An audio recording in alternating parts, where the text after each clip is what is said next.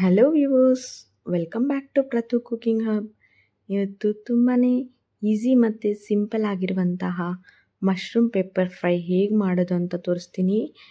ಚಪಾತಿ, ಪೂರಿ ಜೊತೆ, ರೋಟಿ ಜೊತೆ side dish ಆಗಿ ತಿನ್ಬೋದು. ತುಂಬಾ ಈಸಿ ಮತ್ತು ಕ್ವಿಕ್ಕಾಗಿ ಮಾಡಿ ತೋರಿಸ್ತೀನಿ. ಫಸ್ಟ್ ಒಂದು ಕಡಾಯಲ್ಲಿ ಎಣ್ಣೆ 3 ಸ್ಪೂನ್ ಆಗೋಷ್ಟು ಎಣ್ಣೆ ಹಾಕ್ಕೊಂಡಿದ್ದೀನಿ.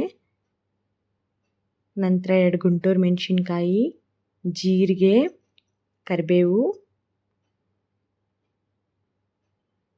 ಸೋಂಪು ಮತ್ತು ಒಂದೇ ಒಂದು ಈರುಳ್ಳಿ ಸಣ್ಣದಾಗಿ ಕಟ್ ಮಾಡಿ ಹಾಕ್ಕೊಂಡಿದ್ದೀನಿ. ಜಾಸ್ತಿ ಇಂಗ್ರೀಡಿಯೆಂಟ್ಸ್ ಏನು ಬೇಡ, ಇಷ್ಟೇ ಸಿಂಪಲ್ಲಾಗಿ ಮಾಡ್ಕೊಳ್ಬೋದು. ಹಾಕಿ ಚೆನ್ನಾಗಿ ಹುರ್ಕೊಬೇಕು. ನೆಕ್ಸ್ಟು ನಾನು ಶುಂಠಿ, ಬೆಳ್ಳುಳ್ಳಿ, ಹಸಿಮೆಣ್ಸಿನ್ಕಾಯಿ ಇಷ್ಟನ್ನು ಒಂದು ಪೇಸ್ಟ್ ಮಾಡಿ ಎತ್ತಿಟ್ಕೊಂಡಿದ್ದೆ. ಆ ಪೇಸ್ಟ್ನ ಇವಾಗ ಹಾಕ್ತಾಯಿದ್ದೀನಿ. ಶುಂಠಿ, ಬೆಳ್ಳುಳ್ಳಿ, ಹಸಿಮೆಣ್ಸಿನ್ಕಾಯಿ ಇಷ್ಟನ್ನು ಪೇಸ್ಟ್ ಮಾಡಿ ಎತ್ತಿಟ್ಕೊಂಡಿದ್ದೆ, ಅದನ್ನು ಹಾಕ್ತಾಯಿದ್ದೀನಿ. ಇದು ಕೂಡ ಎಣ್ಣೆಯಲ್ಲಿ ಫ್ರೈ ಮಾಡ್ಕೊಬೇಕು ಚೆನ್ನಾಗಿ. ಒಂದು ಚಿಟಿಕೆ ಅರಿಶಿನ ಪುಡಿ ಹಾಕಿ ಕೂಡ ಫ್ರೈ ಮಾಡ್ಕೊಂಡಿದ್ದೆ. ಹಸಿ ಸ್ಮೆಲ್ಲಿ ಹೋಗಬೇಕು. ಇದು ಶುಂಠಿ ಬೆಳ್ಳುಳ್ಳಿ ಪೇಸ್ಟು ಹಸಿ ಸ್ಮೆಲ್ ಹೋಗಬೇಕು. ನಂತರ ಮಶ್ರೂಮು ಕಟ್ ಮಾಡಿ ಇಟ್ಕೊಂಡಿದ್ದೆ, ಅದು ಕೂಡ ಹಾಕ್ತಾಯಿದ್ದೀನಿ. ನೋಡಿ, ಈ ಥರ ಚೆನ್ನಾಗಿ ಹುರ್ಕೊಳ್ಬೇಕು.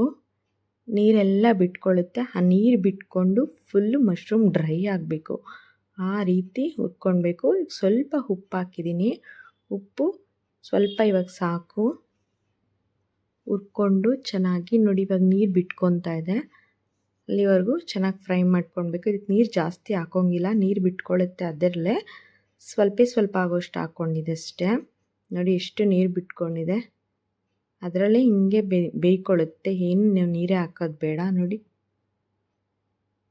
ಇವಾಗ 1 ಸ್ಪೂನ್ ಆಗೋಷ್ಟು ಪೆಪ್ಪರ್, ಜೀರಾ ಪೌಡ್ರು, ಧನಿಯಾ ಪುಡಿ, ಗರಂ ಮಸಾಲ ಇಷ್ಟು ಹಾಕಿ ಫ್ರೈ ಮಾಡ್ಕೊಳ್ಬೇಕು. ಆಲ್ರೆಡಿ 80% ಬೆಂದಿದೆ. ನೀರೆಲ್ಲ ಹೀರ್ಕೊಳ್ಳೋಷ್ಟವರೆಗೂ ಬೇಯಿಸಬೇಕು.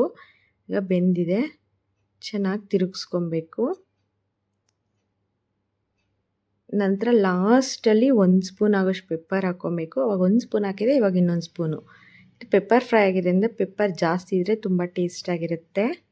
ಹಾಕಿ ಕೊತ್ತಂಬರಿ ಹಾಕಿ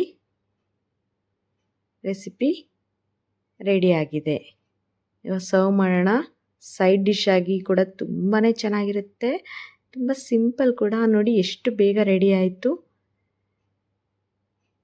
thank you for watching friends. ಯಾರೆಲ್ಲ ನನ್ನ ಚಾನಲ್ ನೋಡ್ತಿದ್ದೀರೋ ದಯವಿಟ್ಟು ಸಬ್ಸ್ಕ್ರೈಬ್ ಮಾಡಿ, ಸಪೋರ್ಟ್ ಮಾಡಿ. ವಿಡಿಯೋ ಇಷ್ಟ ಆಗಿದರೆ ಲೈಕ್ ಮಾಡಿ, ಶೇರ್ ಮಾಡಿ.